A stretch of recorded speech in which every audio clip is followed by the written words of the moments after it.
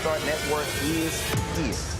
Oh, no punches! I'm real revolutionary right now. Support this man, Black Media. He makes sure that our stories are told. Thank you for being the voice of Black America, Roland. Hey, Black, I love y'all. All momentum we have now, we have to keep this going. The video looks phenomenal. See, this difference between Black Star Network and Black-owned media and something like CNN. You can't be Black-owned media and be scared. It's time to be smart. Bring your eyeballs home. You dig?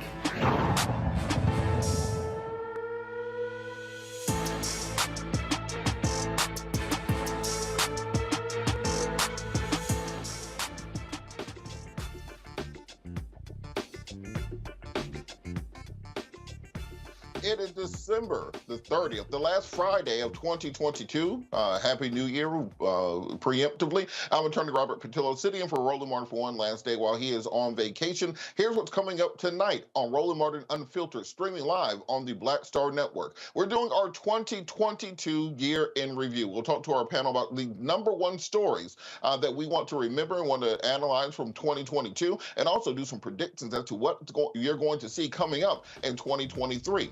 Also, before we get to that we're going to be talking to the attorney for the Black Army veteran who was attacked by police officers in Colorado and abused. He's now suing the police department and those officers. We'll talk to his attorney.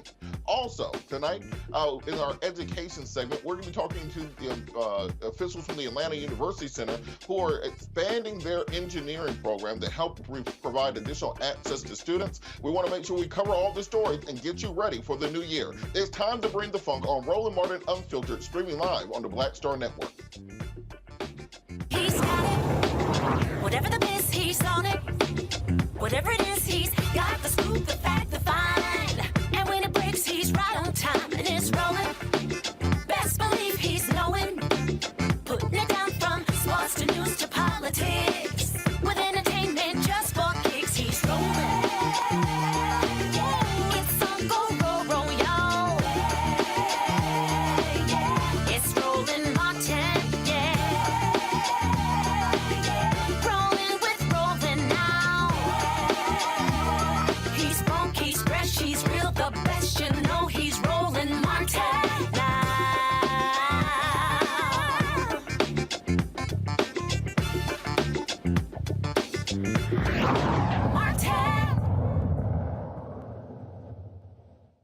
Dalvin Gadson, a U.S. Army veteran, 29 years old, is currently suing 3 officers from the Colorado Springs Police Department after an incident in October of this year where he was severely beaten by officers. Now, ostensibly, the officers have claimed, as always, that he was resisting arrest and therefore they were using proper force to force him out of the vehicle. However, body cam video has been released where we can see exactly what happened and what was inflicted upon Mr. Gadson. I believe the video is playing currently. Mr. Gadson is suing the 3 officers for excessive force for failure to intervene. We learned in the Derek Chauvin's trial that officers do have an affirmative duty that if another officer is using excessive force to intervene to stop that use of excessive force. Joining us now to discuss this is the attorney for Mr. Gadson, Harry Daniels. Harry, how are you doing this evening? Hey, what's going on, Robert? How you doing, man? Long time. I know, it's interesting because we always talk around these cases around the country of excessive force from police, of police brutality cases. It's as if they have still not gotten the message. Can you talk a little about what exactly happened to Mr. Gadson and what led to this excessive force from police officers? Yeah, Robert, back in October, Mr. Gadson was pulled over for not having his tag properly displayed. The officer approached him on a normal traffic stop and asked for Mr. Gadson's driver's license, which he complied. Subsequently, when he called backup, and once backup responded and came to the scene, they decided they want to do a some type of DUI investigation on Mr. Gadson. Mr. Gadson was not driving, breaking any rules, traffic laws in the state of Colorado. But simply on the fact because they smelled marijuana. Well, Robert, you know well as I know that Colorado legalized marijuana some time ago. So the smell of marijuana is not probable cause to suggest any illegal activity in the state of Colorado. But nevertheless, They want to do a DUI investigation on him with no probable cause to do so. And instead of explaining to him exactly what was happening, what was going on, they decided to tell him to get out of the vehicle. He refused because he was in fact confused of what was happening. And immediately they grabbed him, and you can see the video from there. They used excessive force. I mean, they beat this guy, punched him over in the head over 25 times, kneed him, kicked him. He was on the ground, kicked him in the face, slapped him, and so the injuries, they charged him with felonious assaults on the peace officers. The good thing that El Paso County DA in Colorado Springs, she in fact dismissed those charges, and his DUI was also dismissed by the DMV hearing officer in this matter, determined there's no probable cause. He still have pending charges, but we believe those charges should not have been brought against him. One, because he was resisting a unlawful excessive use of force against him. And quite frankly, I believe he was trying to survive at that point. When a man gets beaten so many times and hit so many times, then you really go in survival mode. That prompted us to file a federal lawsuit in this matter. And I wanted to talk a little bit about Mr. Gadson, because the reason he was in the car in the first place was that he has been working DoorDash. He is a Army veteran who is currently unhoused, who was working towards that. Can you tell us a little bit about the background and the person of Mr. Gadson? Actually, Robert, Dalvin is actually from the state of Georgia, from Savannah, Georgia. And he served in the Army National Guard here in the state of Georgia for some years. And he just fell on hard times, hard times. He was door dashing, saving money to go back, to get an apartment, to go back in the military, in the Space Force.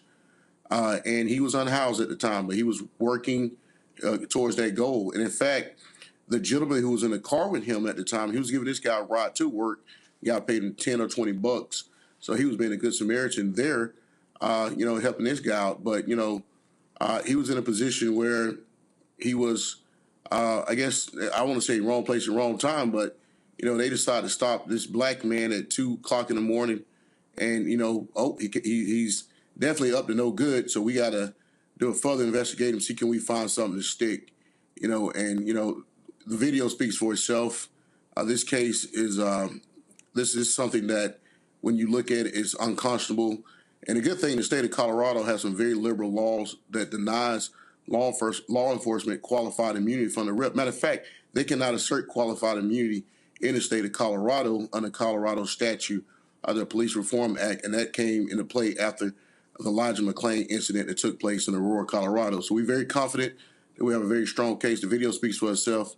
We're seeking justice for Dalvin Gadson in this case. And like you said, it happens over and over again. No matter what, down at Jared Hobbs, down in Camden County, it doesn't matter. It's continuing to happen, and we're going to continue to pursue justice and fight for people who are suffering these type of incidents. What are the officers saying in the case? Because, of course, they have the standard defense saying, well, they were simply trying to execute their duty. They were in fear. The person resisted. I believe they stated there was a knife somewhere in the car, and because of that, that justified the additional actions. What exactly are their defenses to this? What are they claiming vitiated this vicious beating? Well, let me start here. First of all, the policy and the law in the state of Colorado, before you use any force, you must give a verbal warning that you are going to use force. Well, that didn't happen here. The reason why that law is in place or policy, because it tells a person like, hey, if you don't comply, we may put a hands-on approach for you to comply. They didn't do that here. And their response was that they feared is that he might have been reaching for a knife, a pocket knife in the console, the middle console. Well, Robert, you can see the video. We have multiple angles of this video. Mr. Gadson's body was laying over the console while one officer had his left hand and the other officer had his right hand, and the officer's pumping him, beating, just punching him in the face multiple times. There's nowhere you're going to find that he was reaching for any knife. In fact, that was the basis of the charge that they brought up against him in El Paso County Court in Colorado Springs. Well, guess what? The DA, the district attorney, they looked at this video, determined, no, he wasn't reaching. There's nothing in this video shows reach for anything. And you can look at the video, it's playing here. This is a man trying to survive. He don't have time to try to reach for anything. He's trying to protect his head and his body from these assaultive blows that he's taking. And so one of the officers, I understand, in the case has a track record of previous Right. accusations of police brutality. Can you talk a little bit about that? Yeah, one of the officers, and I dare not call them officers because officers don't perform this way. We don't refer to the individuals. One of the individuals wearing the uniform, he in fact has a track record. He resigned from the Colorado Springs Police Department for wrenching a person's arm for jaywalking, or the guy used a middle finger against him, and he turned around, squad car around, which you have a First Amendment to shoot a bird at a person. Grabs his car, throw this guy against the car, put him like some type of arm bar, and and he has a extensive history. This is not the only time. He's actually went to other agencies, and I don't know exactly what transpired there, but he left those agencies. But he came back to Colorado Springs after he resigned from an incident that took place. And this is what you find, that it is moving over to another county over, let it cool down for a while and come back. So, and he's the one who's in the picture. I don't know if you have the picture or not. He's actually smiling with the bloody knuckles. He punched Dalvin so hard that his gloves ripped through his gloves ripped and his knuckles was bloody. That's how hard he was punching Dalvin. Can you talk a little bit about the long-term effects of this beating? Because one, Mr. Gadson is already an Army veteran. He's already suffering from a housing insecurity. And then you add on top of that, he already had a fear of officers. And then when you get beat by officers, clearly that's going to increase that. Can you talk a little bit about the injuries he sustained? Well, first off, look at those pictures. He suffered some significant injuries, closed head injuries, memory loss. A lot at times he's very foggy. He can't remember things. And Robert, keep in mind, this is a young man. This is a 29-year-old man. Look at it. He's completely unrecognizable in that picture. He had multiple bruising, blood running from his ear, his nose, his mouth, one of his eyes. Had abrasions on him. And he has some long-term issues, not just physical. He has some long-term mental issues that's dealing with this post-traumatic stress, and he's currently seeking care providers because, to look at this video and to see these things is one thing, but when he even look at these videos and he immediately breaks down crying, it's very difficult to watch. You can imagine how difficult it is to watch for a person who was actually the person who's getting beaten in this video. And with that, can we talk a little bit about just kind of in the macro, the fact that officers are still able to have these complaints against them and just kind of move on down to the next jurisdiction and do the exact same thing again until finally it's caught on camera, or they do something grievous enough to get them in trouble? What has to happen to stop this revolving door that keeps bad cops in positions of power? Results have to happen. And what I mean by results, you have to have arrests, prosecution, and prison sentences. And you would think that, and hopefully that would change. Who knows?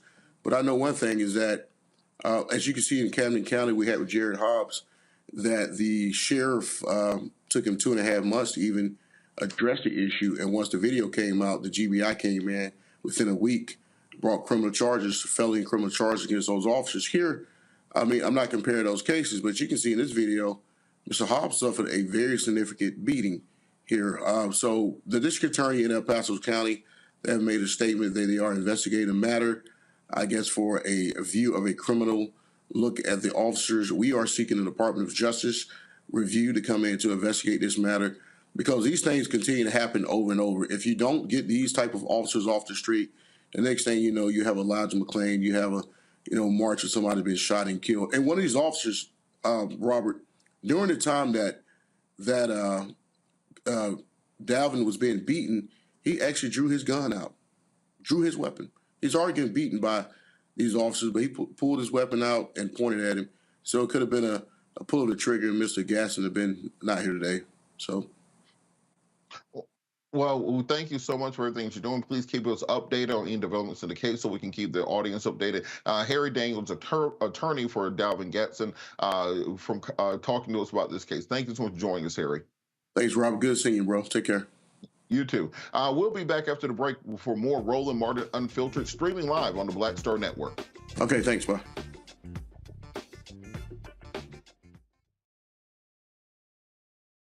I love directing. It's a different kind of peace. I do believe that the 30 years I was acting was to prepare me for what I'm supposed to be doing and that what I'm really am good at. But when you were acting, were you even thinking about directing? Nope. Were you? So what the hell happened? If you had asked me 15 years ago, I probably would have said, no, I don't know. I was doing Ava DuVernay's first film, I Will Follow. Mm-hmm. And during that process, I think because it was her first film, maybe She's self-taught. Absolutely. I probably gave too many suggestions. And at some point, Ava said to me, I think you're a director and you don't know it.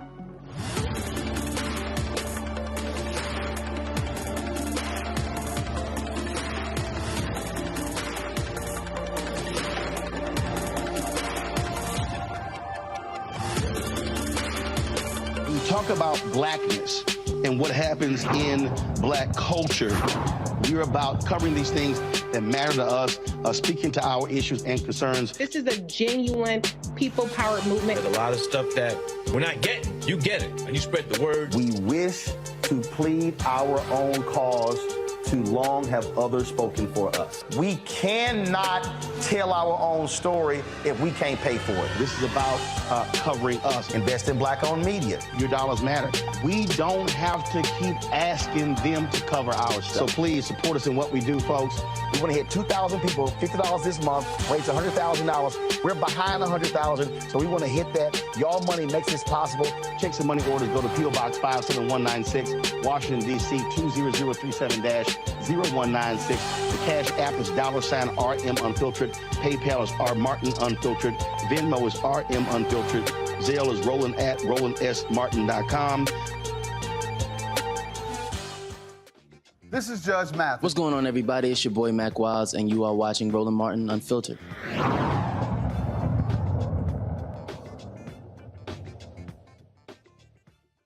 Welcome back. Let's bring our panel in. We have Kelly Bethea, communication strategist, Matt Manning, civil rights attorney, Dr. Larry Walker, assistant professor, University of Central Florida. So it's the end of the year. Last show of the year, so we're going to do our 2022 review. We're going to do a little bit different, though. If you've ever seen Around the Horn or any of those shows, we're going to do almost a lightning round. We're going to give everybody 1 minute to talk about each topic, and we're going to try to go through like 20 topics. So everybody ready?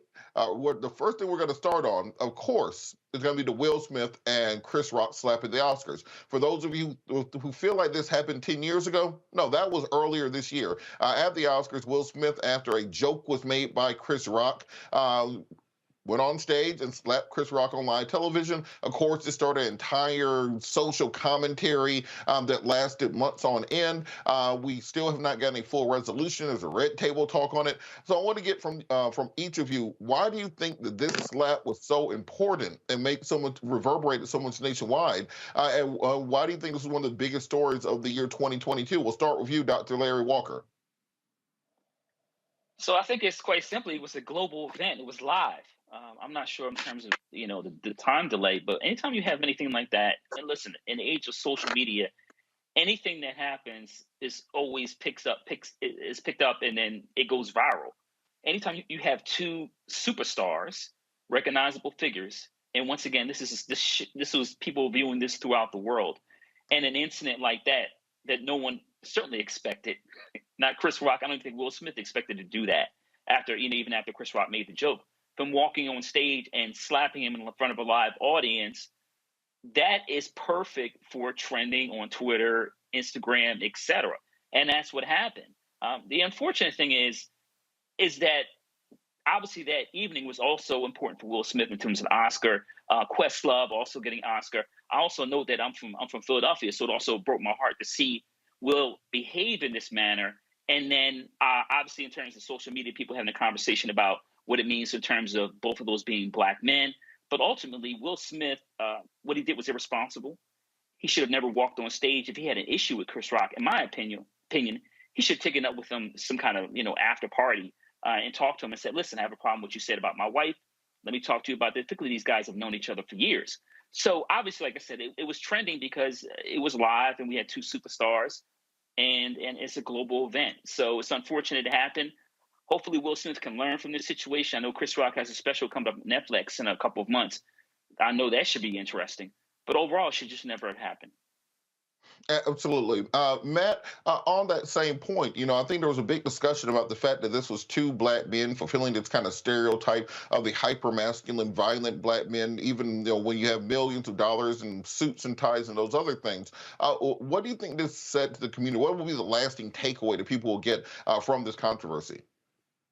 I actually think, Robert, that what people will take away from this controversy is that people of this stature don't get prosecuted for things that happen on film in front of the entire world. I mean, I think a lot of what happened in this case, as it relates to Will Smith in particular, is the way he's been marketed for so many years, is that he's kind of the safe black face, one of the safe black faces in the blockbuster space. So I think, one, that drove a lot of the analysis and a lot of the kind of think pieces behind, we're surprised he's the kind of person who would do this.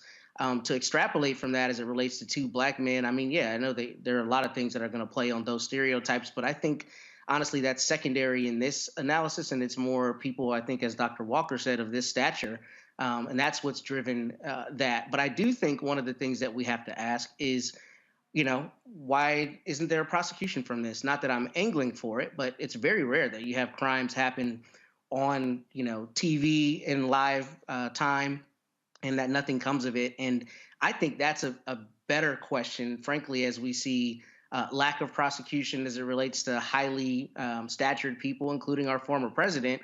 The question becomes, why is there another class of people that evades the same responsibility that you and I would be held to? So I think that's one of the questions that comes from it.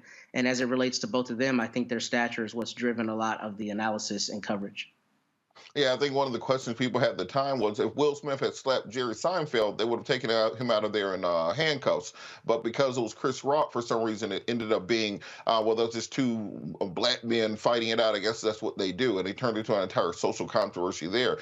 Kelly, kind of on that point, you see a lot of what goes on social media. This turned into this big toxic masculinity versus equally toxic femininity on the internet, talking about Jada and August Alsina and Will's manhood and these sorts of things. Why do so many things descend into kind of this black men versus black women thing online? And why was this a catalyst for that? It was a catalyst because it was the first thing that happened in the year. That's just kind of like the end all be all of that specific question. But to your point about the toxic masculinity and femininity, I think it was also a catalyst for the things to come through this year from a Black culture perspective of Black women being blamed for Black men's actions on behalf of Black women, right? And that, to me, was the more exhausting point of it, because it was more of a continuation of things that we have been talking about, what feels like since the beginning of time, being, especially when it comes to Will Smith and Jada, how he is always sucking up whatever Jada has done in the media and the like. But Jada's actions are completely independent of Will Smith's actions, and that was not something that was discussed enough. It was more like, oh, Will's at a tipping point, and therefore it's Jada's fault because of all these years of X, Y, and Z. But to sum it up, it does feel like it was 10 years ago, right? But it was only 11 months ago. Hopefully we do not have a repeat of any of that during this Oscar season. Granted, Will has been banned for 10 years. But to your point of Will not being charged, my understanding is that it's because Chris Rock chose not to press charges. Now, whether the state can do that on behalf of Chris, what have you, I don't know. But I thought it was one of those situations where, because of the gravamen of the offense being two Black men on this global stage, Chris didn't want to elevate the situation any further. But I could be wrong. Well, I think it's one of those things that people are going to be talking about for years. Next story up, we have to talk about the confirmation of Supreme Court Associate Justice Ketanji Brown Jackson. President Biden fulfilled a campaign promise that he made. He said before the South Carolina primary, I will appoint a Black woman to the Supreme Court. He came through with that with Ketanji Brown Jackson. Now, of course, he had to have a Senate majority in order to do so, because please believe, if Mitch McConnell was still the Senate majority minority leader, she would have even gotten a vote. They would have made up some new reason to do so, but she was able to pass through. Kelly, going back to you, what does it mean to have the first Black woman on the Supreme Court? It means everything. I mean, it is truly a momentous occasion. I remember celebrating this when it happened. I wish it meant even more, being that she would have, tipped the scales as far as the right wing versus left wing thinking on the court. She just replaced a justice as far as the votes go, but as far as a Black woman on the bench, as someone who has graduated from law school and at one point in time aspired to be in her shoes, it was like I was a little girl again, seeing me up there. I think a lot of Black lawyers, a lot of Black women in law saw themselves in KBJ that day, and every day since, in that, we are finally being seen on the highest bench in the land, in the highest court in the land. And that is just an incredible feeling that has carried me throughout 2022. And Professor Walker, on this point, President Biden made it clear during his campaign that he will be appointing a lot of Black women to a lot of positions. He has the first Black female vice president, first Black female Supreme Court justice, first Black female UN secretary, first Black woman on the Federal Reserve, first Black woman to be his White House spokesperson. Is this just symbolism, or is this actual progress for the community? No, it's progress. And listen, I'm a former Capitol Hill staffer, and I can tell you that in certainly my time on the Hill and since then, you haven't seen so many women, Black women, in positions of power. Let's also give President Biden credit for the number of Black women he's in terms of that have been appointed, confirmed by the Senate. Let's not forget that. That's another really important piece of this. In addition to Supreme Court Justice Ketanji Brown Jackson being confirmed by the U.S. Senate. I also want to highlight something else in terms of, we talked about the confirmation hearings. First of all, Black women in terms of supporting Joe Biden from South Carolina on after the comments he made. But also I want to talk about how Black women get mistreated in these public arenas. Let's not forget what she went through during the Senate confirmation hearing in terms of how Republicans attacked her record, and not only her record in terms of her judicial record, but also her record in terms of what kind of person she was. So let's not forget that. But the bottom line is, President Biden, like few politicians I can remember, made a major promise to the Black community and actually followed through. But this is really important, not only in terms of what's happened here, the last couple of months, but also in terms of what it means for Black women in the future.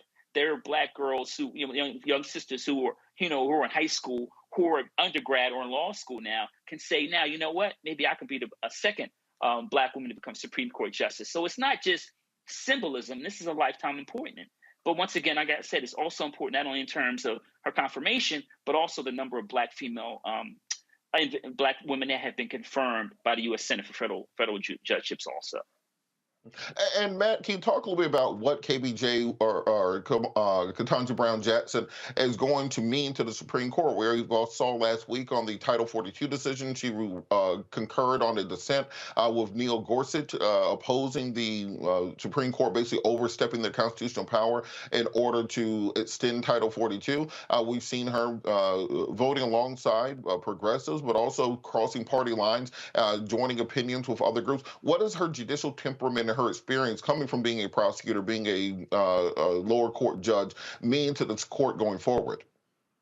I think that's a brilliant question. And I think the simple answer is that she has the actual experience to make decisions that will affect actual Americans. I didn't even realize it until I prepared for today that she is the first justice to have criminal defense experience since Justice Thurgood Marshall.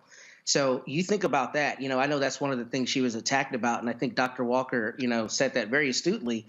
She was attacked in these confirmation hearings, but it's really absurd that we don't have more justices who have stood next to someone and fought for their constitutional rights, fought for their freedom. I mean, that's a very honorable thing to do. It's something I've done in my career for almost 10 years. And I think it's very important. I think the average American does not consider that the way your rights are, protected and the way your rights are championed is when you have somebody standing next to you acting as a criminal defense attorney, at least in that regard. And for her to have been in that space is crucially important, because when a challenge comes up before her, she will remember what it's actually like to have, your rights tested in court and to require the state to meet the burden of proof. So I think that's important. And I think the larger principle with that is that she's actually been in the trenches. That's what frustrated me so much about her confirmation, is that so much of what we hear is just, talking points. I mean, it doesn't matter what school you go to. She went to Harvard. She's incredibly credentialed, incredibly experienced, and they still attacked her record as though she's not considerably more experienced than people like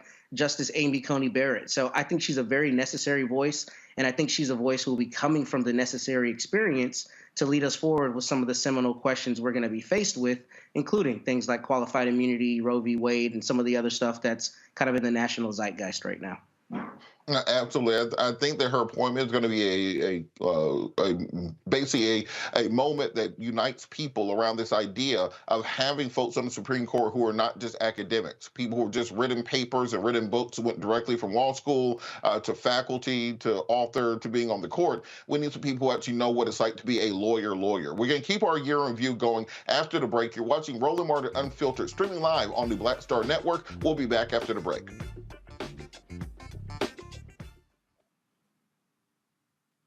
Hatred on the streets, a horrific scene, a white nationalist rally that descended into deadly violence. White people are losing their damn minds. As an angry pro-Trump mob storms the U.S. Capitol, we've seen shooting. We're about to see the rise of what I call white minority resistance.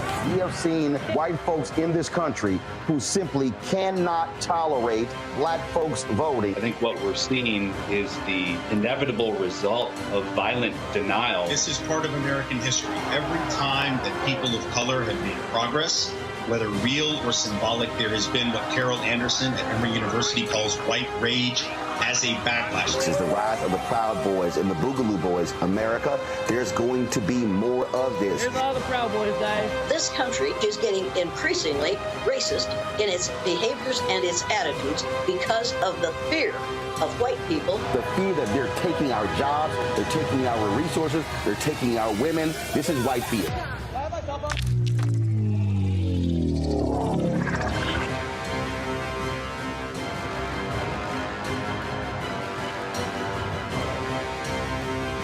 Next on The Black Table with me, Greg Carr, we welcome the Black Star Network's very own Roland Martin, who joins us to talk about his new book, White Fear, How the Browning of America is Making White Folks Lose Their Minds. The book explains so much about what we're going through in this country right now, and how, as white people head toward becoming a racial minority, it's going to get, well, let's just say, even more interesting. We are going to see more violence.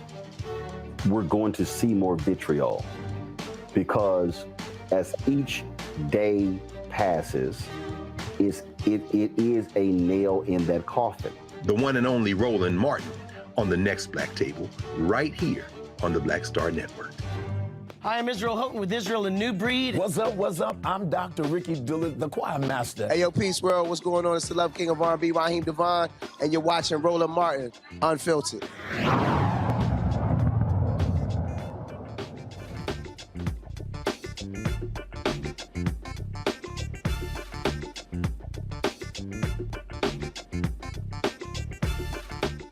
We are doing the 2022 year in review with our panel. We're doing hustle time, so we're doing about a minute per person per topic, get through as many of these topics as possible. And then we got to talk about the Trump crime spree of 2022. As you know, there are active investigations against President Trump in Fulton County, Georgia, where he's accused of election interference for trying to pressure the Secretary of State, Brad Raffensperger, to throw the election in his favor. He's under investigation in New York for the Trump Organization and their business dealings. He's under investigation for January 6th and his involvement with that being a criminal referral to the Justice Department. He's under investigation for the Mar-a-Lago documents, where a special prosecutor has been set up to determine whether or not he violated the Espionage Act by keeping classified information in Mar-a-Lago. But the question is, will any of these finally get Trump? Seems like we have a new thing that's going to get Trump every 6 months. And just like Frank Underwood in House of Cards, he always makes his way out. So, Matt, I'm going to start with you. Which of these investigations is most likely to finally get Trump?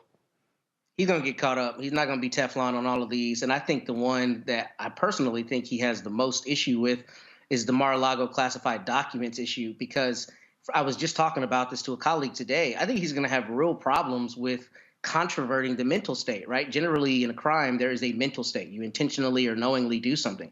Well, if your lawyers are conferring with Department of Justice lawyers and they're given several opportunities for you to turn over all these documents, you don't turn over those documents, subsequent classified documents are found in your possession, then it's very hard to defend the idea that you were unaware that you had to turn those documents over. As to all the other charges, I think some of them are going to stick. I think really what you're looking at, though, is a psychological question of whether juries are going to be willing to convict, and whether prosecutors will really be willing to go forward with charges. I know we've talked about that ad nauseum on the show, but I think as it relates to those that you've delineated, I especially think he's got problems with the Mar-a-Lago investigation. And Kelly, Matt mentioned the prosecutors, and you have Fonnie Willis, the prosecutor in Fulton County, going after President Trump, who I've tried cases against. She ain't no pushover. You have Letitia James, the prosecutor in New York, going after President Trump. Which of these cases, including the January 6th cases, do you think will be the most likely to result in a conviction, or at least a prosecution of President Trump? I mean, I feel like all of them have enough evidence for conviction. The fact of the matter is, I think which one is, I think it's really whoever's on first. When it comes to the New York cases, though, I think because from what I recall,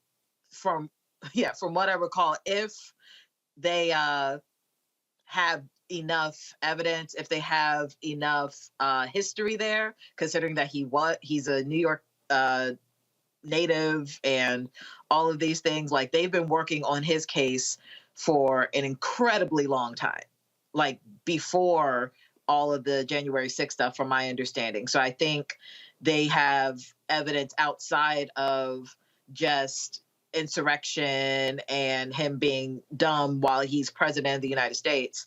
They have enough on him outside of things that we just saw all year in 2022. So probably New York. All right, and Larry, we just got the Trump tax returns released, showing that for several years he paid absolutely no taxes. There's one year where he claimed that Trump Aviation made $42,000 and also lost exactly $42,000 in order to pay zero taxes on it. And no, Trump Aviation is not a real company. It's just the company he created to write off his helicopter expenses. Which of these prosecutions into President Trump is going to finally get him? So I like to describe 2022 as the year getting over, and 2023 will be rent due. The rent is due. I mean, look, we talked about all these Mar-a-Lago, Georgia. I think that which really could get him also, and I think any of these cases are certainly going to be problematic, as we can see. But I think internally with the January 6th Select Committee, in terms of the referrals to the DOJ, I think that'll also get him. And listen, like all of these cases seem, clear. And I know we call him Teflon Don in terms of being able to skirt laws for the last few decades. But I think that with the great work of the Select Committee and Chairman Benny Thompson, and like I said, with the referral they've made to the DOJ, I think that will get him if these other cases won't. But I certainly think Mar-a-Lago in particular, as I said, I worked on the Hill, and anything relating to classified documents, if that was me, I would have been placed under the jail the day after. You would have been all the way in Guantanamo. Let's be for real. Like they don't let you take classified documents and keep them. Yeah, you can't keep them in a closet next to the buffet bar at Mar-a-Lago. I mean, let's be for real. Continuing with Hustle Time, we have to talk about the overturning of Roe v. Wade. As many of you remember, the Supreme Court released a decision 6-3, overturning the 50-year-old precedents of Roe versus Wade, turning America basically back to the Missouri Compromise. You have half of the states literally being abortion states and half being anti-abortion states, with state laws which restrict abortion to 6 weeks kicking in across the country. President Biden signed an executive order to protect abortion on the national level. However, they were not able to push through a protection for abortion rights legislatively the same way they did with the Respect for Marriage Act. So, Kelly, I will throw it over to you. What does this decision to overturn Roe mean long-term for America, and what's the future of this overturning when we go forward legislatively? That's a loaded question. Ironically, I started The Handmaid's Tale this year. I had never seen it, heard of it, of course, but I never seen it. And I watched it a couple months back. And the decision to overturn Roe v. Wade seemed like the catalyst to start something aligned with The Handmaid's Tale story. I'm not saying that we are on our way to becoming Gilead per se, but it's certainly mirroring the themes in that show, and that women are increasingly becoming objectified and just seen as property, because there's no way you can justify taking away my right to do with what I want with my body for whatever reason, and act like we can just go about our merry little way as Americans. That's just not how this is going to work, especially when you had the freedom to do what you want with your body for 50 years. So with that in mind, what I see in this country is a lot of archaic, asinine laws getting ready to roll out in 2023. I see a lot of women, honestly, supporting these laws because they think that it's the Christian thing to do or the moral thing to do. And that's not the case in either category. And I am concerned. I'm just concerned with how it is going to be spun into a morality movement or a, more conservative movement, and not going to be called out for what it is, which is stupid. Matt, on that same point, I think that what people miss in this case is the ignoring of stare decisis, the breaking of precedents. What does it mean when we know that we have a Supreme Court now that has a 6-3 majority that don't give a damn about precedents, doesn't give a damn about stare decisis? They're willing to overturn long-standing laws. They've become the activist court that they used to warn us about in the 1980s. Can I say first, Robert, that you are killing it tonight? All of your questions are brilliant. And I think the answer to that is, one, they got where they wanted to go. I think the thing that people are learning about the Supreme Court is it's not apolitical. No matter how much we try to lie to ourselves about that, it's not. You look at the confirmation processes, you look at who's chosen, you look at the promises made, you look at the attacks lobbied. It's very clear that a lot of the Supreme Court justices are working in lockstep with their respective parties. To shift gears a little bit, though, I think your metaphor that this is the Missouri Compromise is the most brilliant thing I've heard as it relates to this, because this is exactly what I continue thinking about as it relates to the Supreme Court and really your average American citizen. We have a crisis of federalism in this country.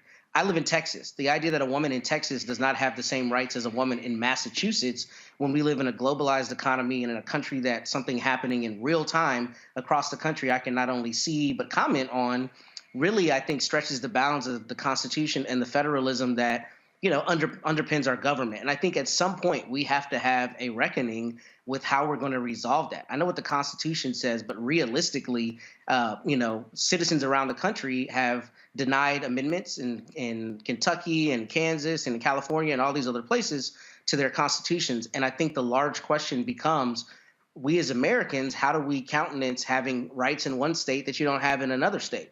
Particularly rights that go towards bodily autonomy. So I think it's important that we continue to, be vigilant to basically tell the Supreme Court what it is we want as Americans, because I think here they just ignored the precedent because they, voted along party lines to get where they wanted to go, rather than looking at what was appropriate constitutionally. Yeah, I remember back in law school, you'll read decisions from Learned Hand and some of these titans on the court, and they'd have this long reasoning going back to the Star Chambers of European common law. Now, just like, look, this is what we wanted it to be, so y'all figure it out later. And that's pretty much what the Supreme Court is now. Larry, even with the Dobbs decision, we still saw in places like Georgia with Brian Kemp and Florida Ron DeSantis and Governor Abbott in Texas getting 70% of the white women's vote in the midterm elections. And that was across the board nationwide. What do you think this means long-term politically, the Dobbs decision? Many people credit it with Democrats holding on in the midterms, but also, it didn't really hurt Republicans as much as people thought it would. So in terms of white women and their vote for the three, conservative, governors you talked about, this is one of those mess around and find out situations. Let's be clear about when we talk about this issue relating to the reversal of Roe v. Wade. This was decades in the making. This is not. It certainly be shocking any legal experts, anyone with policy backgrounds in terms of following how the Federal Society has been creating a pipeline of judges to get us, and the Republican Party has been, working together to make sure we got to this kind of their Supreme Court decision Super Bowl, so to speak. So it's not really that surprising we've gotten here. And I think the question is, what does this country look like moving forward, the next 4 to 8 to 12 to 20 years? And we do have a dividing line in terms of, blue states pro-reproductive rights and red states, some of which have large population centers, large states like Texas and where I am in Florida, in terms of limiting a woman's reproductive rights. And it's just almost like we're having, it's this ideological civil war we've had, and it's progressively gotten worse over the last several years. But I really don't, I'm curious to me to see what happens, like I said, over the next several years in terms of, do we continue to see red states prosecute individuals that women that try to go to blue states and get an abortion? And what happens in those blue states? How do they push back? But I want to circle back around your point about white women and the percentages you highlighted. It reminds me of a song by Public Enemy called Fear of a Black Planet. And let's be clear about this decision and what it means for neoconservative religious conservatives. It is about maintaining a certain population and power balance. That's all it is about. It's not about fairness and equity. It's certainly not about what the majority wants. It is about demographic change and power and control. And so over the next several years, like I said, it'll be really interesting to see if some white women who have voted in the way you just described wake up now that their rights have been infringed on. But I wouldn't bet on it. Well, look, for millennials, we ain't having kids. And that's what this is really about, white people wanting to have more children. For millennials, dogs are the new children, plants are the new dogs, and children are just like this exotic thing that only rich people can afford. I don't understand how y'all have them. Last story before the break, I'm going to do super hustle time, 30 seconds each. Walker versus Warnock. Why was this race still so dang close that it went to a runoff? It was still less than a point. Matt, I'm going to start with you. Why the hell was this race so close between Walker and Warnock? Because people are stupid, and they were, I think, frankly, and they were, either blinded by celebrity or they were allowing Herschel Walker to be pimped by the Republican Party. I mean, he clearly was not qualified, and the fact that this was as close as it is should set off alarm bells. I know you're there in Georgia, but I mean, to me, it's just absurd that it was ever this close, especially when you see a candidate who's out espousing ideas that are directly contrary to his own, life experience. I think it's extremely problematic, and it's concerning for me going forward. I'm glad Warnock won, but I don't know how Herschel Walker was ever really in the race for this Senate seat. And Kelly, Herschel Walker threw a pregnant white woman down a flight of stairs and still got 70% of the white woman vote. What does it mean? What does it tell us about what America really views when it comes to women, that they will take a serial woman beater and still nearly elect him to the Senate?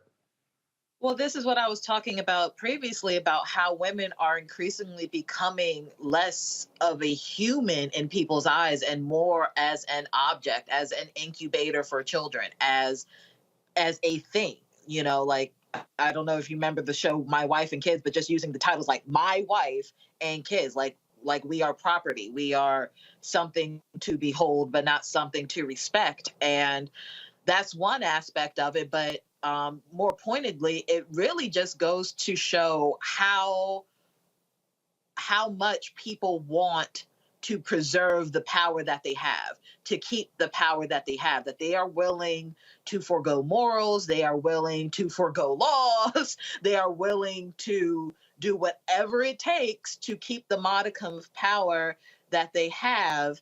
And they don't even care who is the face of that power, so long as the power still is within their reach. I don't think anybody particularly cared for Walker.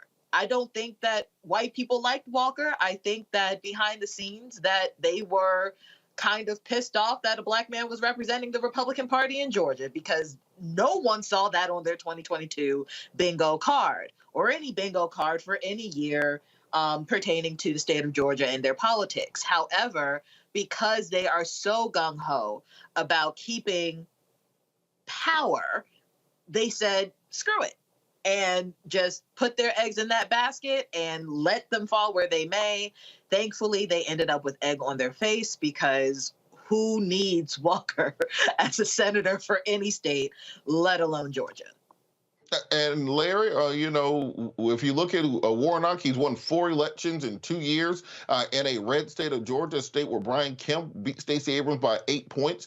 You're bordering Florida, you're bordering North Carolina, where Sarah Beasley had a very close race. Val Demings had a close race there in Florida. Should Warnock be seen as a front runner if Biden does run in 2024? Well, Biden's running in 2024. There's no doubt about that. But his future in national politics, absolutely. He's charismatic. Like you said, he carried obviously no one ever expected a few years ago he would be able to carry Georgia. So certainly he has a national profile, has a bright future. But let's temper it a bit when it comes to 2024. I know we're going to hear enough of those conversations about President Biden, but as I said, my alpha brother, Senator Warnock, does have a bright future. All right, we're going to keep this conversation going after the break with our year in review. You're watching Roland Martin Unfiltered, streaming live on the Black Star Network.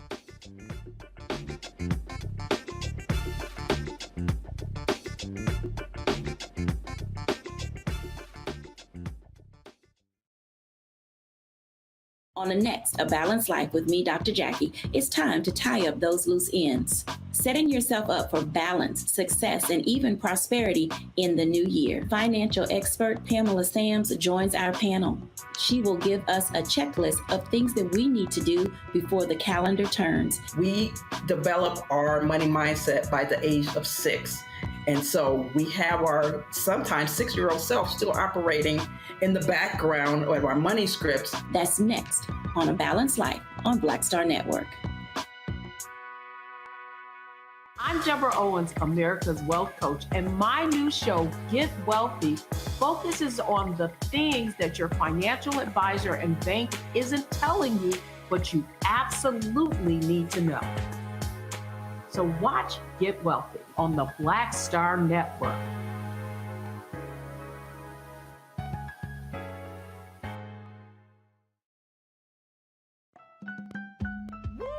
We're all impacted by the culture, whether we know it or not. From politics to music and entertainment, it's a huge part of our lives, and we're going to talk about it every day right here on The Culture with me, Faraji Muhammad, only on the Black Star Network. Hey, what's up, everybody? It's Godfrey, the funniest dude on the planet. Hi, I'm Israel Houghton. Apparently, the other message I did was not fun enough. So this is fun. You are watching Roland Martin, my man, Unfiltered.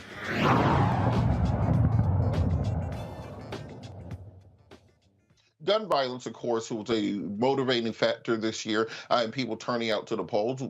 Many of these mass shootings ended up being some of the most significant events of this year, whether it was the Uvalde elementary school shooting, the Buffalo shooting at the supermarket. We saw carnage in America's streets that you just don't see in other nations. You put on top of that the number of police shootings that took place this year. One estimate has it at 993 people killed by police this year, which is actually down 50 from last year.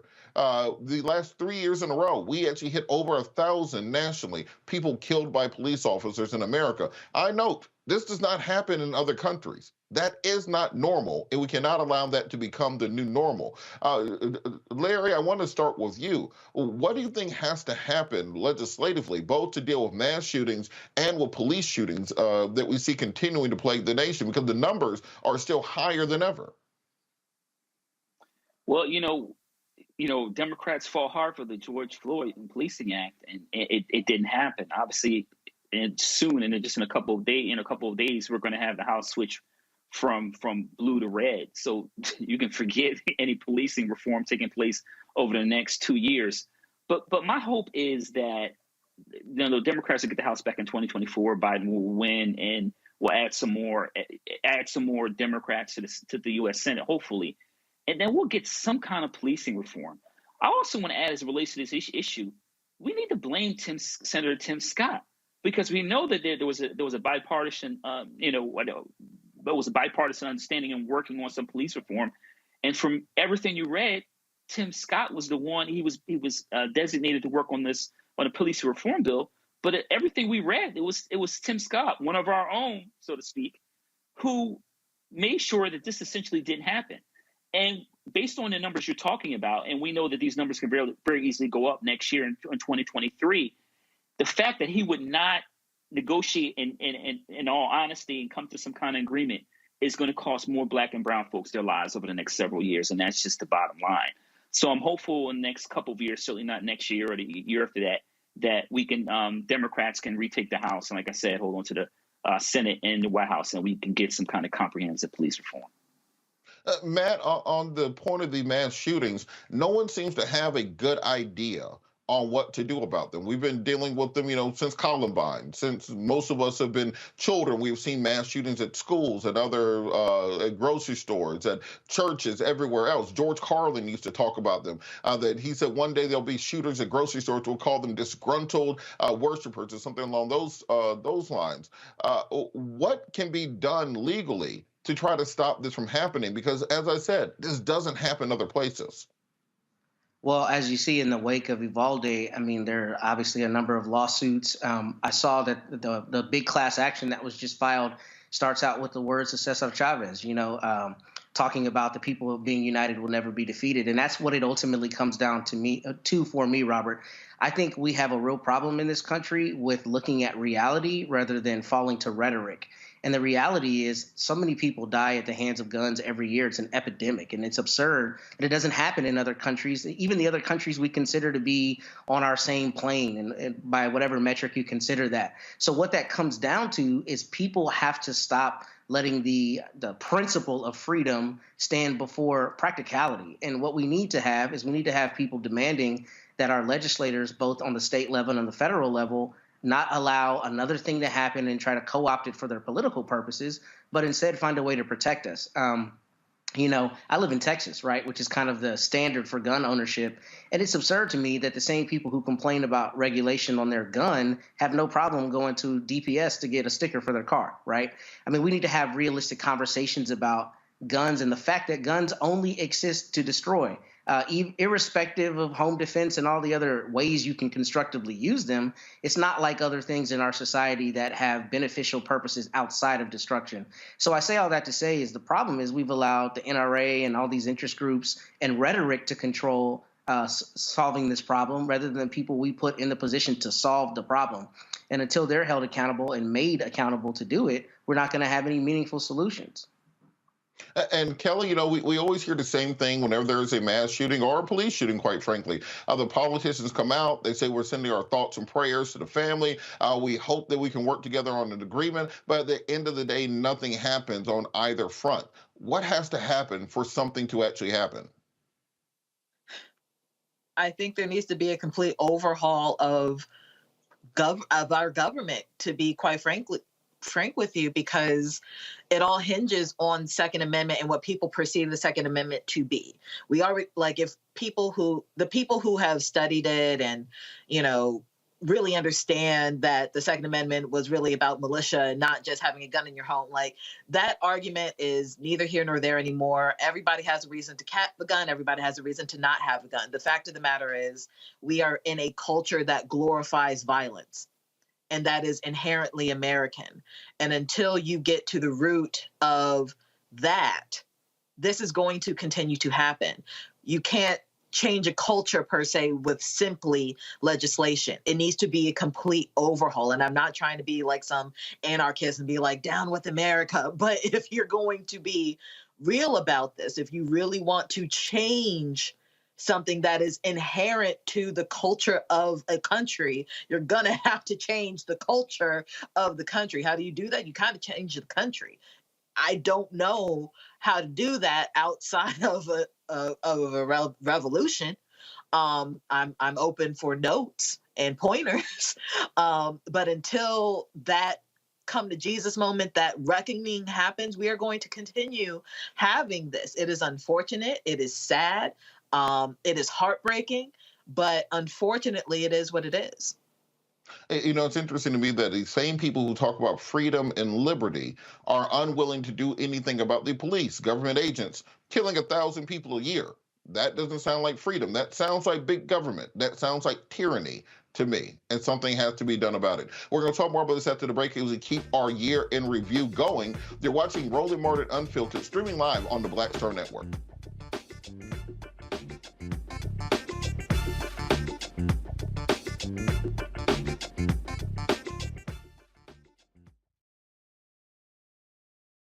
I love directing.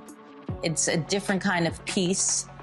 I do believe that the 30 years I was acting was to prepare me for what I'm supposed to be doing and that what I'm really am good at. But when you were acting, were you even thinking about directing? Nope. Were you, so what the hell happened? If you had asked me 15 years ago, I probably would have said, no, I don't know. I was doing Ava DuVernay's first film, I Will Follow. Mm-hmm. And during that process, I think because it was her first film, maybe She's self-taught. Absolutely. I probably gave too many suggestions. And at some point, Ava said to me, I think you're a director and you don't know it.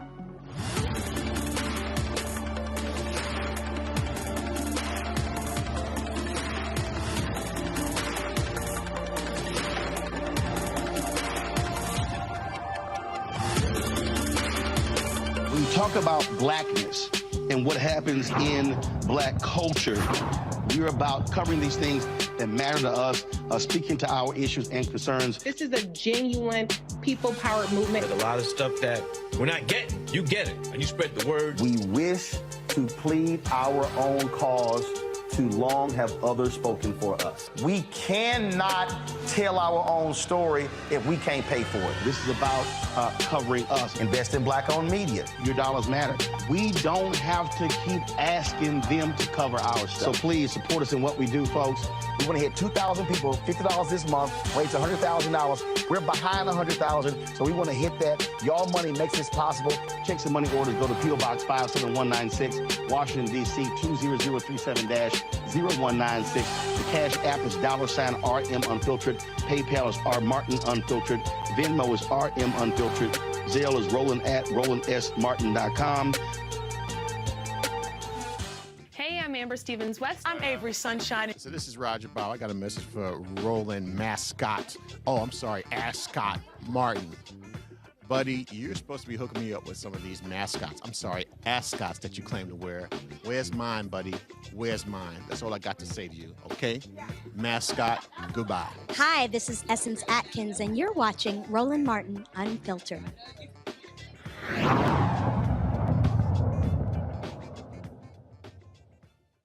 Many people who made significant marks on the world became our ancestors in the year 2022. In memoriam, we take a look at those who have left us in this year.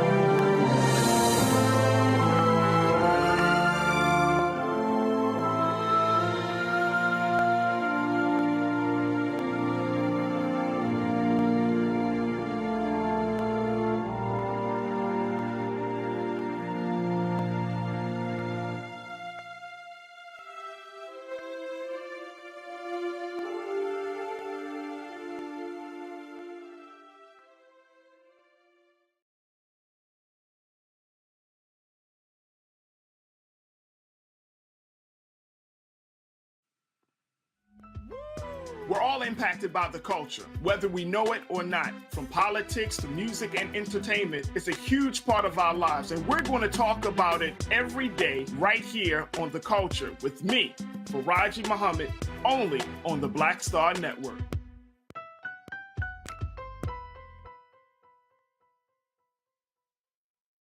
Next on The Black Table with me, Greg Carr, we welcome the Black Star Network's very own Roland Martin, who joins us to talk about his new book, White Fear, How the Browning of America is Making White Folks Lose Their Minds. The book explains so much about what we're going through in this country right now, and how, as white people head toward becoming a racial minority, it's going to get, well, let's just say, even more interesting. We are going to see more violence. We're going to see more vitriol, because as each day passes, it is a nail in that coffin. The one and only Roland Martin on the next Black Table, right here on the Black Star Network. When you talk about blackness and what happens in Black culture, we're about covering these things that matter to us, speaking to our issues and concerns. This is a genuine people-powered movement. There's a lot of stuff that we're not getting. You get it, and you spread the word. We wish to plead our own cause. Too long have others spoken for us. We cannot tell our own story if we can't pay for it. This is about covering us. Invest in Black-owned media. Your dollars matter. We don't have to keep asking them to cover our stuff. So please support us in what we do, folks. We want to hit 2,000 people, $50 this month, raise $100,000. We're behind 100,000, so we want to hit that. Y'all money makes this possible. Checks and money orders go to P.O. Box 57196, Washington, D.C. 20037-0196. The Cash App is $RM Unfiltered. PayPal is R Martin Unfiltered. Venmo is RM Unfiltered. Zelle is Roland at RolandSMartin.com.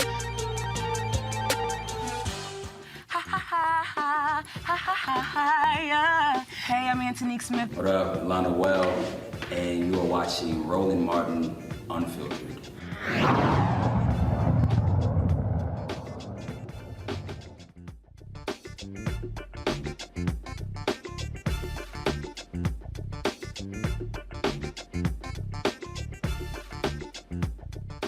A stern remembrance of those who have transitioned from this earthly plane to join our ancestors in eternity. I wanted to go back to our panel to ask you, who do you think was the most significant passing of this year? A year where so many of our heroes and legends have gone on to eternity. For me, I think that something that has not been looked at enough is the number of young rappers and entertainers who died in 2022. It seems like we cannot go a week without a prominent young rapper, normally under 25, either dying to gun violence, drug addiction, or some other circumstance. And the number of young comedians also who have passed away in 2022 under the age of 30 has been startling. And I think for this generation, they have learned to live with the trauma of the people that they love and look up to passing so frequently that it's part of the hardening that we see with this generation, where they simply believe that life's not going to last that long because so many people they look up to expire so early. So I'm going to go to the panel. Larry, I'm going to start with you. What death this year do you think struck you the most? So it could easily be Sidney Poitier, right? In terms of his Guess Who's Coming to Dinner, of his number of other Oscars, et cetera, To Sir With Love. But I'm going to go with someone who, when I saw, with a list of names that struck me of a memory I remember from years ago, and that's Lani Guinier. And I remember when she was, at the time, I think she was a law professor at Penn. Honestly, I think I was an undergrad, didn't really know who she was. And I got invited to some kind of event, and she spoke. And I remember being blown away and having a long-term impact on my life. So for me, like I said, I'm highlighting Lani Guinier as a person who, like I said, overall really kind of had an impact on, just my life. But like I said, certainly Sidney Poitier in terms of international film star, in terms of everything he's done and winning Oscars, and also obviously being a role model for a number of Black actors who've gone on to win Oscars, and his support of other Black actors throughout his life. Yeah, absolutely. Kelly, what death this year really struck you, and do you think will have the longest lasting impact? there was a lot of names on that list, but I'm going to go personal this time and say the death of my brother.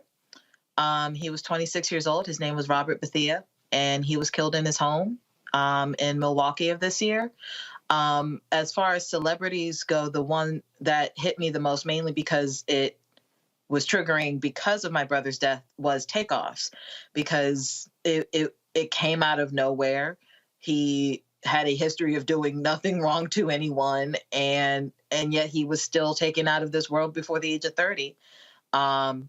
It is heartbreaking to me that so many young Black men, of course Black women as well, but so many young Black men just don't get to see their fullest potential for whatever reason by way of gun violence. And this is not about to be a spiel on Black violence. That's not a thing. None of that. But again, with the romanticization of guns and the culture of gun violence in this country, we have become desensitized to people dying by way of bullet wounds. And it's sad, and the pain doesn't necessarily go away.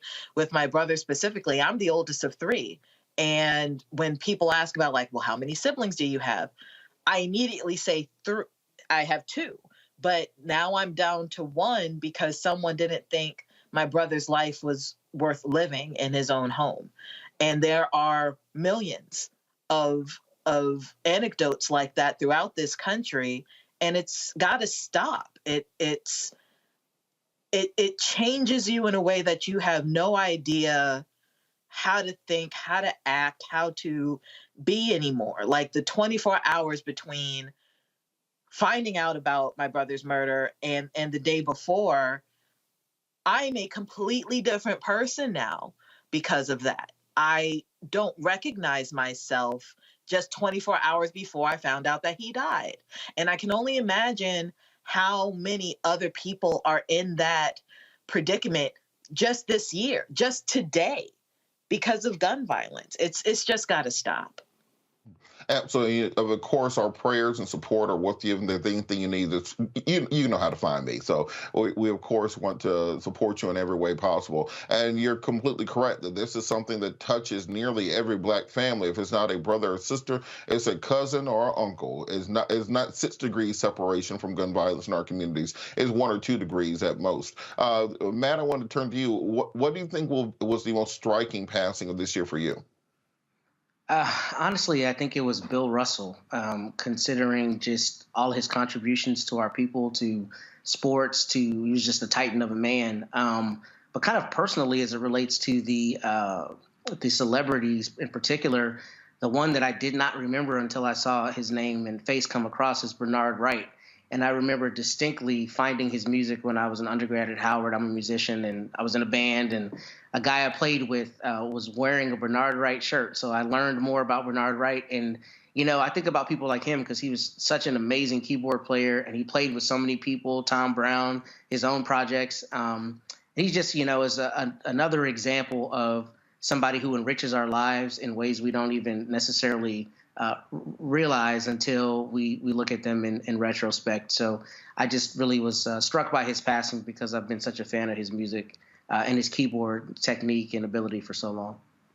Absolutely. And of course, we pray and honor all those who have passed this year, not just the celebrities, the people in your own individual lives, the people in your community, the people who had a real impact on you. And it's our duty to carry on their memory, carry on their work to ensure that we properly honor them here as they transition to be with the eternal kingdom with our ancestors.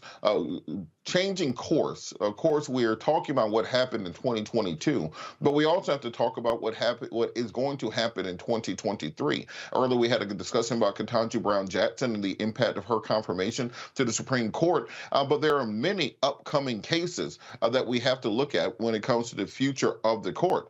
Joining us to discuss this, an upcoming anticipated SCOTUS decisions, is Shireen Mitchell, a social analyst and diversity strategist. Shireen, how are you doing today? I'm doing great today. How are you? I am outstanding. Could you talk a little bit about some of the cases that we need to be looking out for? And from the Supreme Court, of course, Title 42 is going to be coming up for oral arguments in February. The affirmative action cases are going to be decided coming up. What are some of the things that court watchers really need to be looking at? Yeah, I think this is a very important year because I don't think people realize how much our rights are on the ballot, when it comes to these particular cases. The Title 42 piece, I think, is really important only in the context of it was just upheld and that we were expecting it to be overturned. And for those people who don't know what Title 42 is, basically it says that certain people cannot come into this country because of the pandemic. And I always find this very fascinating. So are we going to admit that the pandemic actually still exists in this country right now and we need to take care of it? Or are we only going to relegate that to the border as a conversation? And Title 42 is very complicated because a lot of the pushback is coming from Texas, from the border. But ultimately, the way that this is being used, it was a case that was used during the Trump administration to minimize how many people can come through. And I just find that case, which is going to happen in February, going to be a very telling case about which version of this country that we believe we live in. Because if we're still going to say that immigrants are the only ones that bring, diseases or problems in this country, then we're also making a very, very distinct statement. And right now, people are still dying from some of the worst respiratory diseases that we have seen in quite some time in this country. And kind of piggybacking on that point, you have the dissent opinion that was joined between Neil Gorsuch and Ketanji Brown Jackson, and they talked a lot about this not being within the powers of the Supreme Court, that the Supreme Court is not supposed to make immigration policy, and effectively what they're doing is overstepping the president, overstepping Congress, overstepping the regulatory agency, overstepping international law when it comes to claiming asylum in this country, and really legislating from the bench. What are the long-term ramifications of having a conservative activist court of this nature? That is I'm so glad you said that, because I don't think people realize that is not the purpose of that court.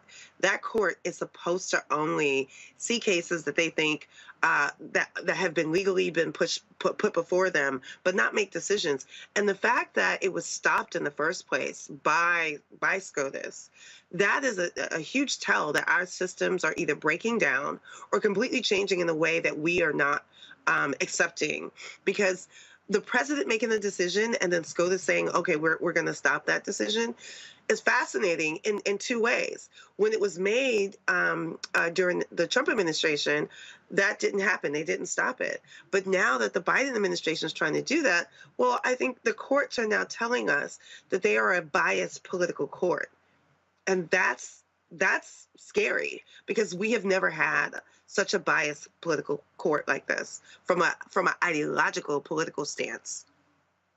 Yeah, at least they used to lie to us. Like, they at least used to take the time. They may have came to the same decision. They at least take the time to, make it sound like they were basing it on something. Now it's just turned into, I don't know, y'all figure it out. No, you can't do it. I wanted to move on to the Biden student loan cancellation that's going to be before the Supreme Court, because I don't know if this one's going to make it, because given the composition of the court, and it's very tenuous, the grounds on which President Biden based his student loan cancellation. It was very arbitrary, the numbers that he picked. It was kind of, he picked the number out of the hat, 10,000 for some people, 20,000 for other people. Do you think that the student loan cancellation will actually survive the Supreme Court? This one's actually very tricky, because I don't think people realize that the student debt that he's trying to forgive is from the Department of Education. And those loans are drastically different than other loans. And the reason why this case is fascinating, and again, another one that's going to happen in February, is because the people from Texas, again, the state that brings these cases, is that one of the plaintiffs is basically saying, I have a corporate loan. And since I have a corporate loan, I am not going to be eligible for this. So what they're trying to say is that these are discriminatory practices. Again, very fascinating when those discriminatory practices are being used in the court and when they're being justified versus not, right? But this is about the Department of Education, which, by the way, Biden has a say over. I mean, that's the federal government. And so the other plaintiff, basically someone who didn't get a Pell Grant. So now we're actually going into class discrimination or divisions. So I think this case is going to be very interesting in terms of what people should be looking at, because we also have to remember public education, and that included public colleges and community colleges, was once free until segregation, when people, there were people who were getting that for free and segregation happened and they decided that Black people shouldn't get it. And then also based on a class perspective, people who didn't have the funds to go to a private university and spend, their family had the wherewithal to spend, so much money on their education. And those people are also complaining. But there is a fundamental misunderstanding. This is about public education. And if we can't have that distinct conversation, then I think we're going to have a little bit of a problem when this does actually move forward in February. Because I think the way that court has already said that they're kind of leaning basically says that they're making statements about now class and privilege in context of this particular case. It's staying in that same lane. Of course, we have the affirmative action cases that were argued in front of the Supreme Court this fall that will be decided upon. One case of Asian American students claiming they were discriminated against. Do you think that this court will finally overturn affirmative action, overturn the precedents of the Michigan case from over a decade ago, overturn the opinions of Sandra Day O'Connor when it comes to weighing different factors and admissions, and really just take this away, the ephemeral causeway that has created, in many cases, the middle class by educating more people that the people who deride it call affirmative action? Yeah, this is sort of rolling back rights, right? Because again, what I said earlier, that's why I said what I said. There were people who didn't get the right to go to college. We didn't get the public community aspect of it. So this is a case against a private institution, and UNC is not one, but the Harvard one is the one. And if you think about some of the statements that were made, they're basically saying that affirmative action is making a choice simply on race and nothing else. And that's not what's happening here. What people are not understanding about this debate is that race is just one of many factors that schools are picking to have a diverse system of students who are getting educated and opportunities for them, whether they're wealthy or not. I always find it fascinating with the Harvard conversation is that legacy students are not being challenged. The students that are being challenged are the people who are saying these are students that don't deserve to be here, and that they're somehow being granted something they don't deserve. And it is causing a clash between Asian Americans and African Americans, as well as a clash about this conversation about what is actual racism. If you listen to this case, and I think people should pay close attention to what was actually said, even Asian Americans are saying that they don't fall into the classification of race. So race, religion, sexuality, and they're outside of that, and that's the case they're presenting. Then are we redefining race in this country now? And I really want to understand people not guessing or framing that if one group says they're not a part of the race class, then and they're not a minority, what does that mean as who's being classified as a minority in this country, and who's being classified as white or white privilege passing? And that's what this case is about. I am not sure how this case is going to turn, because I do know we have people like Thomas who does not believe in affirmative action at all. But we also have people like Jackson who's very adamant that race is not the definitive factor here, and we should have a broader conversation. Absolutely. I want to bring the panel in on this discussion. Matt, I'm going to go to you first. What do you think is going to be the big case that the Supreme Court decides in 2023? For me, I think that they've been chipping away at voting rights for the last decade or so, and chipping away at the Civil Rights Act of 1964 for the last couple of decades. I think they might go for the full enchilada and just reform the Interstate Commerce Clause and take away the ability for the federal government to infringe upon individual actions. What do you think will be the big thing they decide? I think you kind of spoke to it. I think they're going to empower states even more to make decisions and to try to take away some of the federal power. I'm not sure exactly what the big decision will be. I just frankly don't know. But I do think that Ms. Mitchell was brilliant in her analysis insofar as it's our rights on the table. And I think everything is under attack. I think the Dobbs decision from this last term is a precursor to what we're going to see. And I think there are going to be other things on the chopping block. And I think it's really going to require us as Americans to have an existential conversation as to what we're going to allow. Look, every time I come on the show, I tell people that they work for us. We don't work for them. So it's absurd that we have 9 people who are acting as gatekeepers. You can tell I argue for a living, right? Acting as gatekeepers in Washington, D.C., telling me that I can no longer be an American fully in the ways I've been able to my 36 years on this planet. It's absurd. And I don't really know how you stop it because people are buying the rhetoric, and that rhetoric is so politicized. And I think Ms. Mitchell, again, was spot on with that. We've been lying to ourselves for all these years about the Supreme Court being apolitical. They are super political, and they're showing us that. And I think anyone who cares about their rights and cares about the Constitution and cares about true freedom as an American should be concerned about what they're going to do in this term because they're continuing to gut the freedoms that we have. So I'm not sure exactly what that answer is, but I'm suspecting it's going to be everything. And I think they're coming at our necks with everything they have on every question that comes before them. Kelly, what do you think this term of the court might mean for women's rights? We've already seen them roll back Dobbs. They could come for contraceptives next. They could come for equal pay. What do you think is going to be the outcome of this term for women? It's going to suck no matter what the votes are going to come down to just because of how the court is split at the moment. But to your point, when you were talking about what the next big case is going to be, I keep having nightmares about Justice Thomas's concurrence, I believe it was, when he was saying about basically the other cases that he would like to see challenged in the court regarding contraception, regarding gay marriage, regarding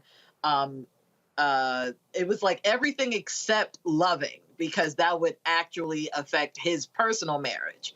All of it is at stake at this point, and that is what I'm most concerned about. It's not just women, although I am a woman, I am gravely concerned. A lot of this has to do with every aspect of who I am as a person. I keep going back to, I don't think it's coming up in the Supreme Court per se, but with this affirmative action case, I really do feel like, as the previous panelists talked about, we're going to have a question of what exactly is race in this country? What is Black? What is white? And that kind of came up a little bit last month in Louisiana regarding voting rights and who would be considered a Black person, right? So with the affirmative action case, even though it's not necessarily pertaining to voting rights, some of that language might be pulled and talked about in other cases pertaining to voting rights, pertaining to race and the like. So I'm worried about it all. Absolutely. Larry, we're running tight. Really quick, what should people look out for from the Supreme Court in this next term? The fact that the Supreme Court will continue to move as far right as you can. And the bottom line is the justices don't care because they have a lifetime appointment. And I'll just leave it at that. You're right about that. Thank you so much, Ms. Mitchell, for joining us. We're going to take a quick break here on Roland Martin Unfiltered, streaming live on the Black Star Network. We'll be right back.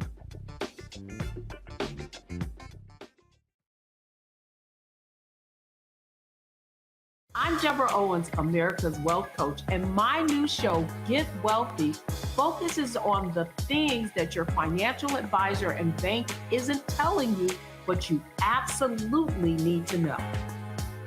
So watch Get Wealthy on the Black Star Network.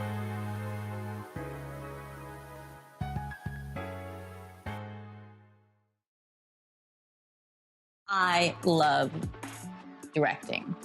It's a different kind of piece. I do believe that the 30 years I was acting was to prepare me for what I'm supposed to be doing and that what I really am good at. But when you were acting, were you even thinking about directing? Nope. Were you? So what the hell happened? You had asked me 15 years ago, I probably would have said, no, I don't know. I was doing Ava DuVernay's first film, I Will Follow. Mm-hmm. And during that process, I think because it was her first film, maybe She's self-taught. Absolutely. I probably gave too many suggestions. And at some point, Ava said to me, I think you're a director and you don't know it.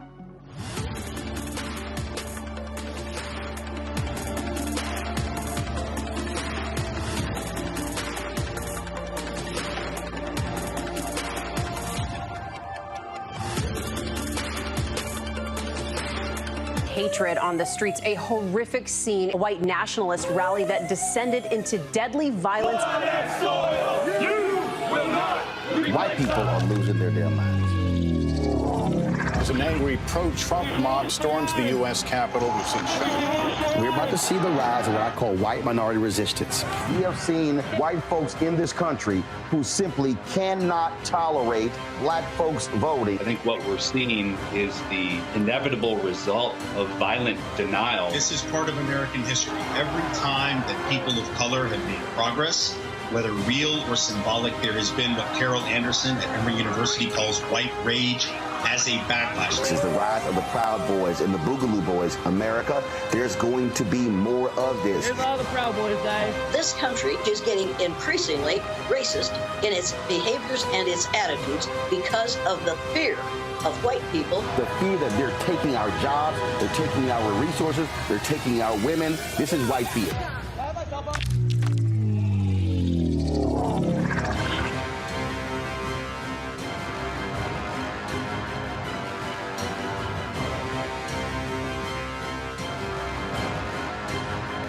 We talk about blackness and what happens in black culture. We're about covering these things that matter to us, speaking to our issues and concerns. This is a genuine people-powered movement. There's a lot of stuff that we're not getting. You get it, and you spread the word. We wish to plead our own cause.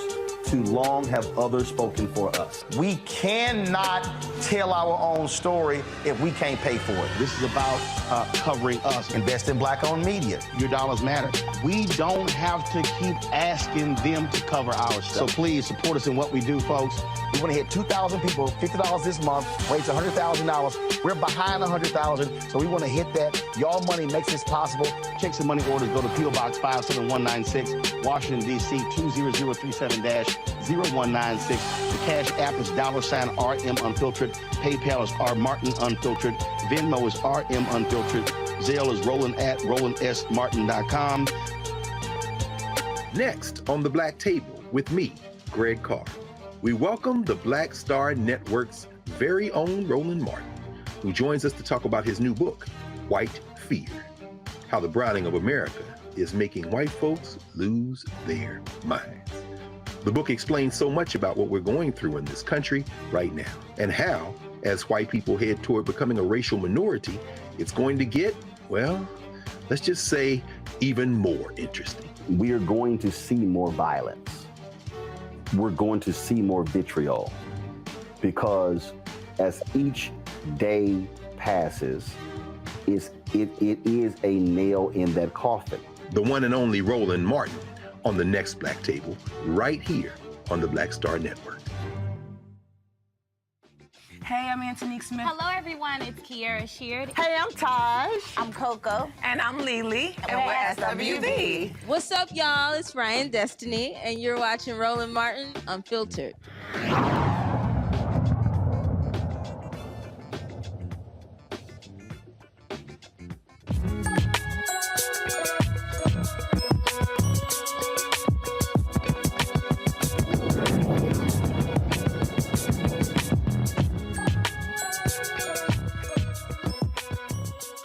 In today's Education Matters, only about 3% of engineers nationally are African American. As you all know, I'm an alumni of Clark Atlanta University, and the Atlanta University Center Consortium is working to change this. They have received a $1.5 million investment from the A. James and Alice B. Clark Foundation in order to help support minority engineers. Here to talk about this are Dr. Said Sewell, AUCC Director of Office of Academic Research and Student Success, and Dr. Jonathan Gaines, the AUCC Assistant Director of Engineering, Education, and Innovation. Gentlemen, thank you so much for joining us to talk about this outstanding news. Dr. Sewell, can you talk a little bit about this grant that's been received and how it will be used to increase the number of African American engineers? Well, let me just say thank you for allowing us to come and talk about the work we've been doing. As you know, for the last 54 years, the Atlanta University Center Consortium and the dual degree engineering program, which is the first of its kind in the nation, has been helping to increase the number of African-American males, African-American females in the field of engineering. 54 years ago, there were roughly 500 African-American engineers in the nation.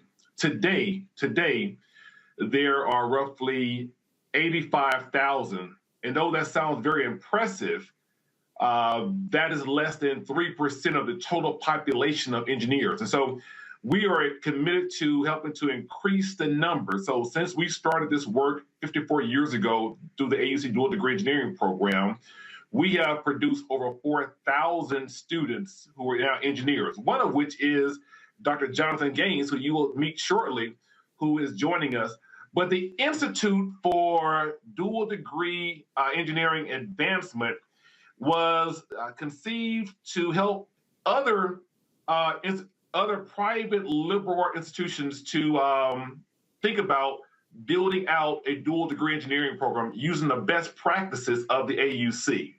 And so we're so excited that the Clark Foundation has invested in this program, this institute, to help us to build out this program.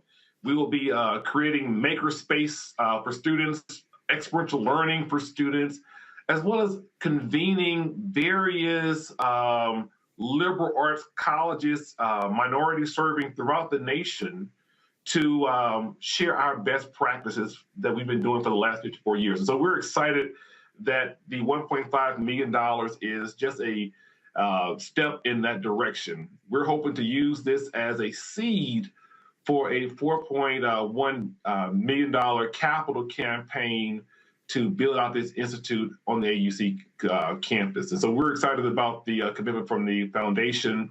We're even more excited about being able to continue the work that we've been doing for 54 years and to help produce more African-American as well as minorities engineers for the nation. And so we're excited about that.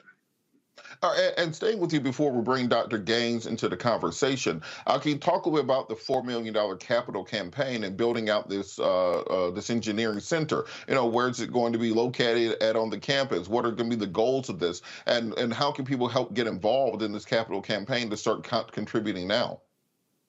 Well, as you know, February is World Engineering Day, World Engineering Month. And so we're hoping to launch this campaign in February. We're looking for all minority engineers to support this campaign because it's the first of its kind. This is a national hub for engineering, for minority engineers. And so Dr. Gay will talk more about the overall goals of the Institute, but for the first time, this is a leading institute to help build out and help grow more minority engineers for the country. And as you know, engineering is an area where there's great need for diversity. However, unfortunately, it has not seen the diversity as it should over the last plus years. And so we're excited about being able to help advance that for our country and the field of engineering. All right, and Dr. Gaines, it's a great place to bring you in. I was just going to say, Dr. Gaines, is a great place to bring you in. I want you to talk a little bit about what the goals and ideas behind the Institute will be. Absolutely. So Institute for Dual Degree Engineering Advancement, or IDEA, it really has 4 outcomes. The outcomes are increased innovation for our students, increased diversity and understanding engineering identity, how that plays a role in really kind of helping our students understand the value of their diversity to the field of engineering. The third outcome is increased engagement. And so being able to really involve our students and increase their opportunities on campus. And then the last one is increased achievement for our students.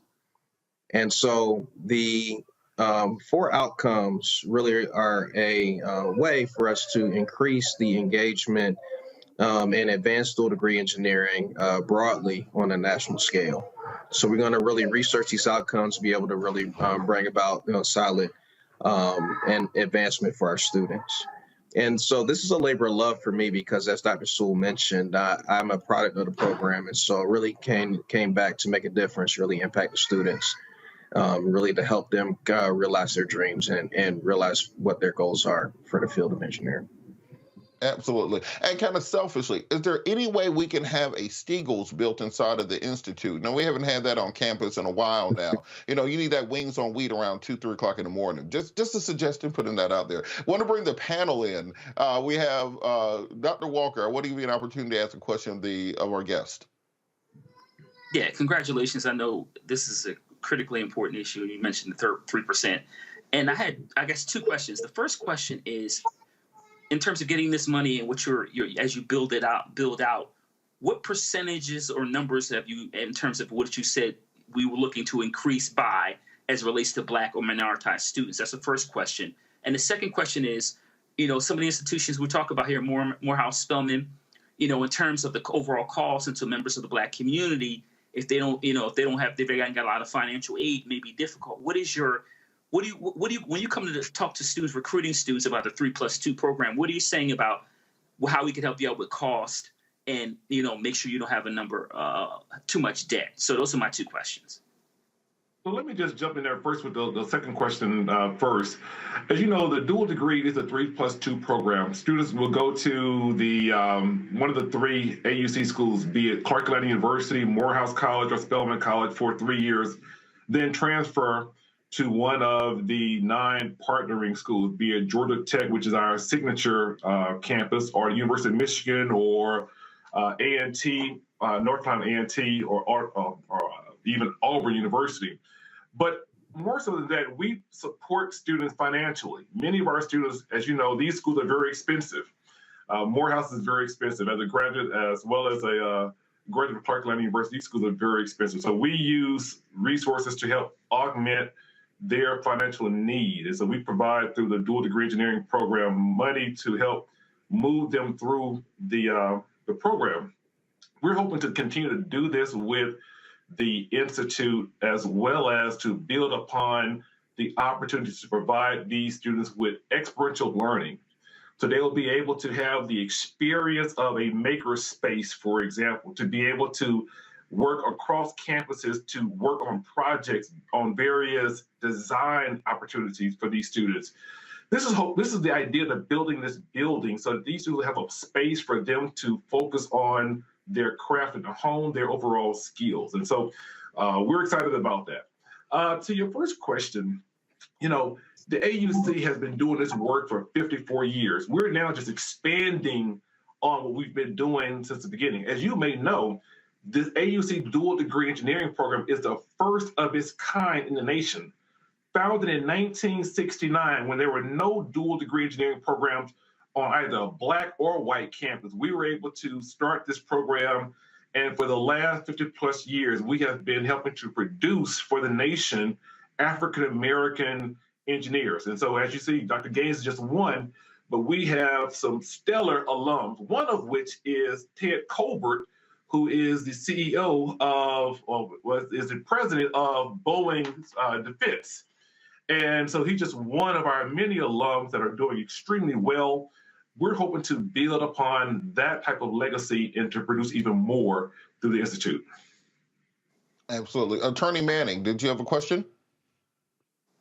First, congratulations to y'all on not only the continuation of the program, but the influx of money. And what I was kind of interested in is how, if at all, is the Institute leveraging the national need right now for your infrastructure, right? I mean, obviously, we have crumbling bridges and stuff around the country, so presumably we need more civil engineers, mechanical, as we kind of go forward with technology. So how is the Institute leveraging that, and are there any plans to work with the government, maybe in a formalized capacity, to create a pipeline? What are your goals in that respect?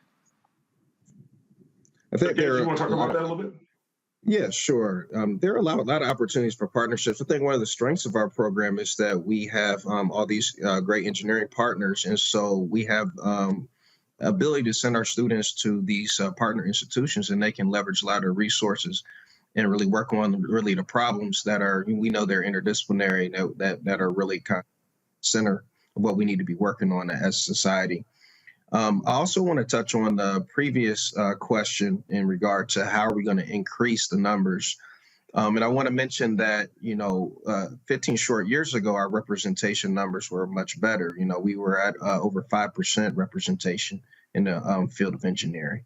And so we're really trying to get back to some of the things that really kind of we need to really increase the number of Black engineers.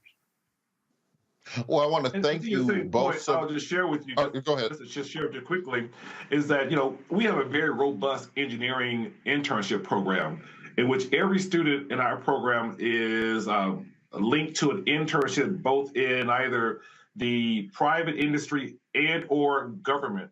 And so we're hoping to allow these experiences to help strengthen and augment what they're learning in the classroom. So when they leave the program after 3 years or after 5 years with the overall experience, they leave with the experience of understanding what it really means to be an engineer. And so, again, we're excited about this investment through the Clark Foundation. We're looking forward to all the great work that will come out of the Institute. We're happy to have Dr. Gaines to join us as we're helping to build this work. And so we're asking all of our colleagues throughout the nation, alumni, both at our institutions as well as throughout the country, please reach out to us. We'll love to have you to be a part of this great work that we're doing. Well, I want to thank you both so much for all the work that you're doing. It's great to see the Lane University Center progressing. Of course, we had the Data Science Center, which received, I think, a grant earlier this year with the work of Talitha Washington, and all the great things that are happening in that area, the really mecca and the epicenter for Black education in this country as a biased alumni. I would say that right now. Dr. Sewell, Dr. Gaines, thank you so much for joining us. I also want to thank our panel for joining us today, Dr. Larry Walker, attorney Matt Manning, also Kelly Bethay, who had to leave us earlier. Thank you guys so much for being with us. Make sure that you like and subscribe and share. We're trying to get 1,000 likes on the video and want to make sure that this thing goes viral so we can show that Black folks really do have an appetite for real Black news on Black media. We're also going to be acknowledging the Bring the Funk fan club, so you'll see that scrolling on your screen. I have to thank Roland Martin for letting me keep his seat warm. Got to thank the control room for holding it down to the ones and twos and making sure that all these things look like they're running smoothly. And I have to thank you, the viewers, for listening to us throughout this week. Without you, I'm just a crazy person talking into a microphone. Follow me on all social media at Robert Patillo. And then, as I say, it's to end every show in the words of Gil Scott-Heron, no matter the consequences that are fierce to grip your senses, you got to hold on to your dreams. Hold on to your dreams, America. Holla!